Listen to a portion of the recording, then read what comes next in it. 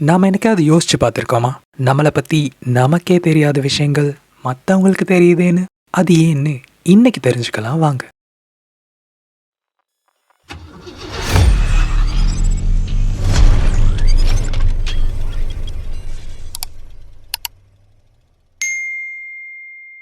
நம்மளை நாம எவ்வளோ தெரிஞ்சு வச்சிருக்கோம், மற்றவங்க நம்மளை எப்படியெல்லாம் பார்க்குறாங்கன்னு புரிய வைக்கக்கூடிய ஒரு சிம்பிளான சைக்காலஜி மாடல் தான் ஜோஹரி விண்டோ.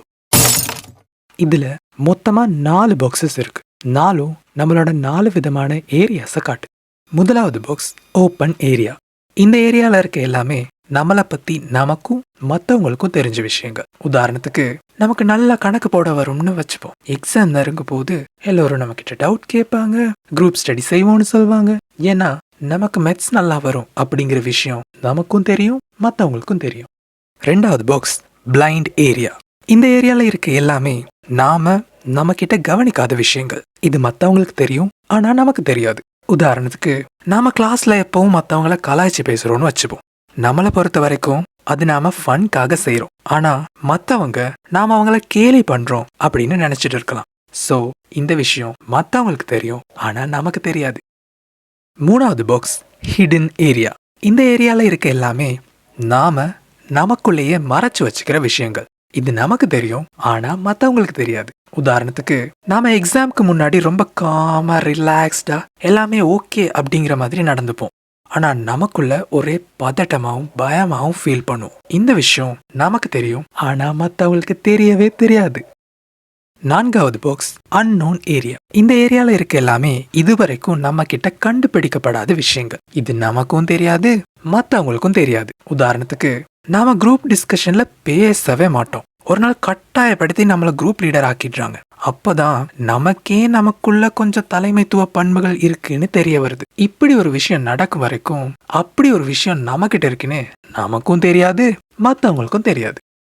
இந்த கன்செப்ட்கான குட்டி ஸ்டோரி என்னன்னா, ரோஷனுன்னு ஒரு பையன் இருந்தான். அவன் தான் கிளாஸ்லயே ரொம்ப அமைதியான பையன். டீச்சர்ஸை பொறுத்த வரைக்கும் அவனுக்கு படிக்க பெருசா இன்ட்ரெஸ்ட் இல்லைன்னு நினைச்சாங்க. மற்ற பசங்க அவன் ரொம்ப ஷை டைப்னு நினைச்சாங்க. ஆனா இது அவனுக்கு தெரியாது. சோ இது அவனோட பிளைண்ட் ஏரியா. ஆனா உண்மை என்னன்னா, தப்பா பதில் சொன்னா எல்லோரும் கேலி பண்ணுவாங்களோன்ற பயத்துல தான் அவன் எப்பவும் அமைதியாவே இருப்பான். ஆனா இது மற்றவங்களுக்கு தெரியாது. சோ இது அவனோட hidden area.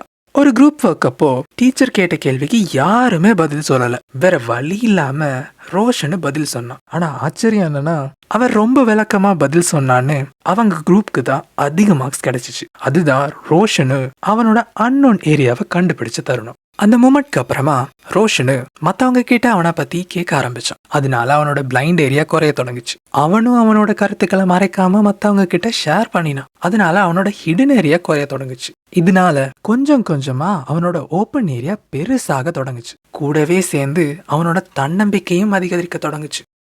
So the moral of the story is, நம்ம யாருக்கும் திறமை இல்லாம இல்ல, நம்மளை பத்தின புரிதல் தான் இல்லை. நம்மளை நாம புரிஞ்சுக்கிட்டா லைஃப் ரொம்ப ஈஸி ஆகிடும். அதுக்கு இந்த ஜோஹரி விண்டோ கொஞ்சம் ஹெல்ப் பண்ணும் அப்படின்னு நாங்க நம்புறோம். இந்த வீடியோ உங்களுக்கு பிடிச்சிருந்தா உங்க ஃப்ரெண்ட்ஸோட ஷேர் பண்ணுங்க. இதே மாதிரி வேற எந்த கான்செப்ட் அடுத்து எக்ஸ்பிளைன் பண்ணணும்னு கமெண்ட்ஸ் மூலமா எங்களுக்கு தெரியப்படுத்துங்க.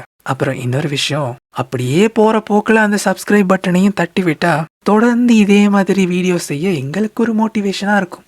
ஸோ அடுத்த வீடியோ அப்லோட் ஆகும் வரை be positive with a positive.